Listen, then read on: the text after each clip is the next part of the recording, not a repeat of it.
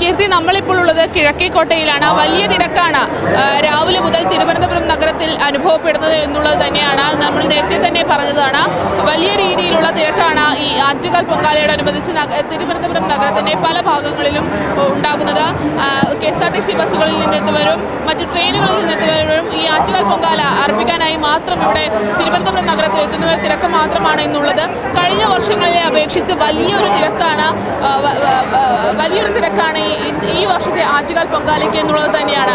കഴിഞ്ഞ പ്രാവശ്യം ആയിരങ്ങളാണ് ഈ ആറ്റുകാൽ പൊങ്കാല അർപ്പിക്കാൻ വേണ്ടി ഇവിടെ എത്തിയിരുന്നെങ്കിൽ ഇന്ന് ലക്ഷക്കണക്കിന് സ്ത്രീജനങ്ങൾ, വിശ്വാസികളായ സ്ത്രീജനങ്ങളാണ് ഈ ആറ്റുകാൽ പൊങ്കാല അർപ്പിക്കാനായി ഇന്ന് തിരുവനന്തപുരം നഗരത്തിൽ എത്തിയിട്ടുള്ളത്.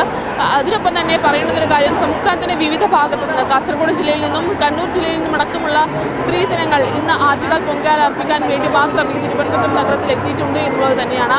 വിപുലമായ ക്രമീകരണങ്ങളാണ് ആറ്റുകാൽ പൊങ്കാലയോടനുബന്ധിച്ച് തിരുവനന്തപുരം നഗരത്തിൽ ഒരുക്കിയിട്ടുള്ളത് എന്നുള്ളത് തന്നെയാണ്. 2000-ലധികം പോലീസ് ഉദ്യോഗസ്ഥർ നഗരത്തിലും അതിനൊപ്പം തന്നെ ക്ഷേത്രത്തിനകത്തും ഈ സുരക്ഷാ ക്രമീകരണങ്ങളും മറ്റും ഉറപ്പാക്കുന്നതിനായി 2000-ലധികം പോലീസ് ഉദ്യോഗസ്ഥരാണ് ആറ്റുകാൽ പൊങ്കാലയോടനുബന്ധിച്ച് ഈ നഗരത്തിലും ക്ഷേത്രത്തിലുമായി ഡ്യൂട്ടിക്കുള്ളത്. അതിനൊപ്പം തന്നെ അധിക KSRTC ബസ്സുകൾ, അധിക ട്രെയിൻ സർവീസുകളൊക്കെ തന്നെയും ആറ്റുകാൽ പൊങ്കാലയോടനുബന്ധിച്ച് ഈ ഉണ്ട് എന്നുള്ളത് തന്നെയാണ്. 500 KSRTC ബസ്സുകളാണ് ആറ്റുകാൽ പൊങ്കാലയോടനുബന്ധിച്ച് മാത്രം ഇത് സർവീസ് നടത്തുന്നത്. ഇതിൽ 300 സർവീസുകൾ ജില്ലയ്ക്കകത്ത് മാത്രം സർവീസ് നടത്തുന്ന ഈ KSRTC ബസ്സുകളാണ്. അതിനൊപ്പം തന്നെ 200 ബസ്സുകൾ അത് ദീർഘദൂര സർവീസ് നടത്തുന്ന KSRTC ബസ്സുകളാണ്.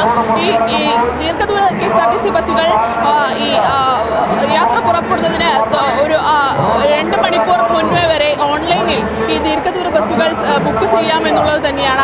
അതിന് ഒപ്പം തന്നെ ഈ ജില്ലയ്ക്കകത്ത് നടത്തുന്ന KSRTC സർവീസുകൾ അത് ഈ ജില്ലയുടെ ഉൾഭാഗങ്ങളിലേക്ക് പോകുന്ന KSRTC ബസ്സുകളാണ്.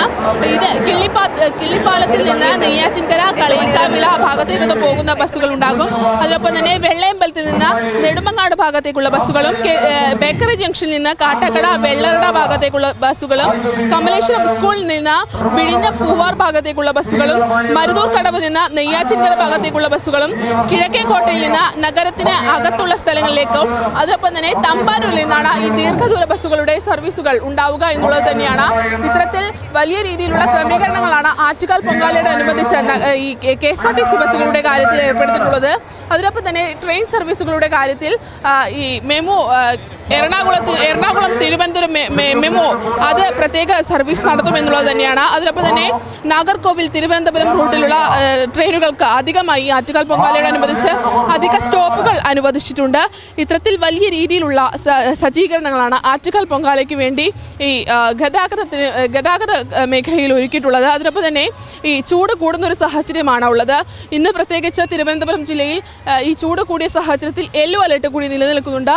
ഈ ഒരു സാഹചര്യത്തിൽ കൃത്യമായ നിർദ്ദേശങ്ങളാണ് ഈ പൊങ്കാല അർപ്പിക്കുന്ന സ്ത്രീജനങ്ങൾക്ക് ആരോഗ്യവകുപ്പ് നൽകിയിട്ടുള്ളത്. അതനുസരിച്ച് വലിയ ഈ മെഡിക്കൽ ടീമുകൾ ഈ പൊങ്കാല അർപ്പിക്കുന്ന ക്ഷേത്രത്തിനകത്തും അതിനൊപ്പം തന്നെ നഗരപ്രദേശങ്ങളിലും മെഡിക്കൽ ടീമുകളുടെ കൃത്യമായ ഒരു മേൽനോട്ടം ഈ പൊങ്കാല അർപ്പിക്കുന്ന സ്ഥലങ്ങളിൽ ഉണ്ടാകും.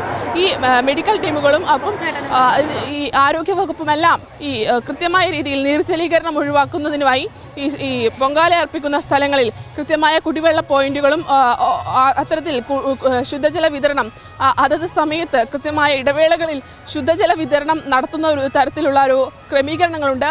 അതിനൊപ്പം തന്നെ നഗരത്തിൽ ആറ്റുകാൽ പൊങ്കാലയോടനുബന്ധിച്ച് 4 ഹീറ്റ് ക്ലിനിക്കുകൾ ആരംഭിച്ചിട്ടുണ്ട്.